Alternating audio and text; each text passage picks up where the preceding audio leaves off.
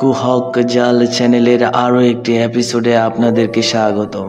মানব সভ্যতার শুরু থেকেই জাদুবিদ্যা আর জাদুকর এই দুয়ের প্রতি মানুষের আগ্রহ সীমাহীন।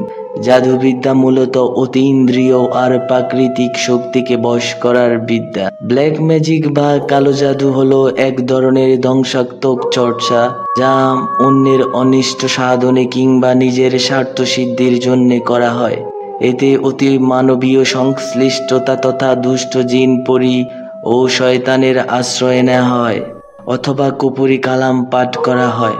জাদু, টোনা, উচ্চাটন, মারণ, বশীকরণ, বান মারা, তাবিজ করা বা কুপুরি জাদু এই শব্দগুলি সম্বন্ধে কম বেশি আমরা অনেকেই পরিচিত।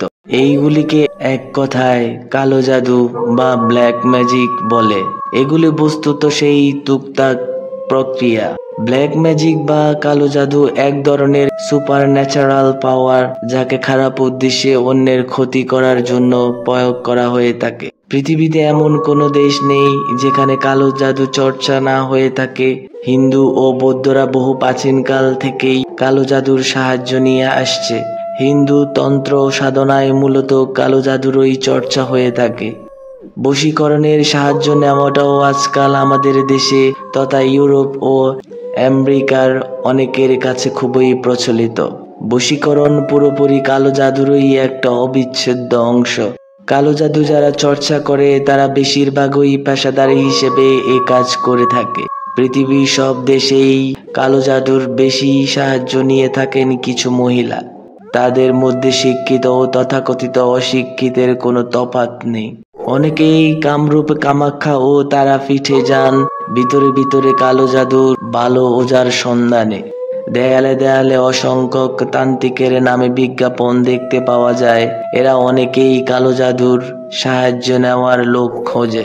এই মুহূর্তে কালো জাদুর পীঠস্থান হিসেবে আসামের মেয়ং বিশেষভাবে খ্যাত। পৃথিবীর বহু দেশ থেকে বহু পুরুষ ও মহিলা এখানে এসে থাকেন কালো জাদুর সাহায্য নেওয়ার জন্য।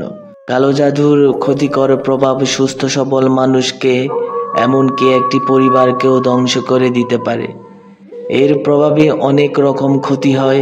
অসুখ বিসুখ লেগে থাকা, ওষুধে কাজ না হওয়া, উদ্ধতপূর্ণ কিংবা অস্বাভাবিক আচরণ করা, চাকরি ব্যবসা না হওয়া বা বেকার থাকা, শত্রু বেড়ে যাওয়া সহ বিভিন্ন সমস্যা হতে পারে কালো জাদুর প্রভাবে। কালো জাদুর কাজে ব্যবহৃত হয় বিভিন্ন বস্তু বা প্রাণী, যেমন পাখি, মাছ, ছাগল, পুতুল, মূর্তি।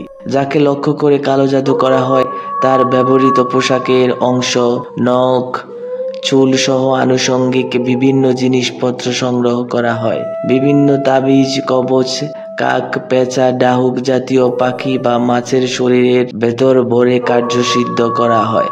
এই থেকে পরিত্রাণের উপায় হচ্ছে এই তাবিজ কবচ পুড়িয়ে ফেলা বা লেখা জাতীয় জিনিস পানিতে ভিজিয়ে মুছে ফেলা। আমাদের আশেপাশে থাকলেও অনেকে ভয়ে এগুলো স্পর্শ করতে চায় না। ভয়ের কিছু নেই, এমন কিছু দেখলে যথাসম্ভব নষ্ট করে ফেলতে হবে। কালো জাদু প্রয়োগ করার কারণে যে ক্ষতিগুলো হয়ে থাকে বলে অনেকে বিশ্বাস করে থাকেন তার মধ্যে বিশেষ কয়েকটি হলো: স্বামী ও স্ত্রীর মধ্যে নিত্য কলহ হয়েই চলেছে। স্বামী ও স্ত্রীর মধ্যে এমন কিছু ঘটে গেল যার জন্য হঠাৎ ডিভোর্স ফাইল করে বসলেন তারা। স্ত্রী তার স্বামীকে ভয়ঙ্কর ঘৃণা করতে থাকেন। সব সময় মাথা ধরে রয়েছে, নানা ওষুধ খাওয়ানো হচ্ছে, কিছুতেই সারছে না। বিনা কারণে কিছুদিন ধরে শ্বাসকষ্ট আরম্ভ হয়েছে বা কথা বলতে গেলে বা গান করতে গেলে গলা ধরে যাচ্ছে। হঠাৎ করে কানে কম শোনা, বিনা কারণে হঠাৎ চাকরি থেকে বরখাস্ত হওয়া বা ছাঁটাই হওয়া। বহু মহিলার বিনা কারণে অনেকবার মিসক্যারেজ হয়।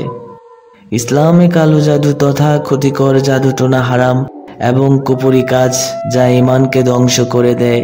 কেউ যদি জেনে বুঝে কারো উপর ক্ষতিকর এই জাদু করে সে ইসলাম থেকে বের হয়ে যাবে। ইসলামের ফৌজদারি দণ্ডবিধিতে জাদুটোনার শাস্তি হলো মৃত্যুদণ্ড।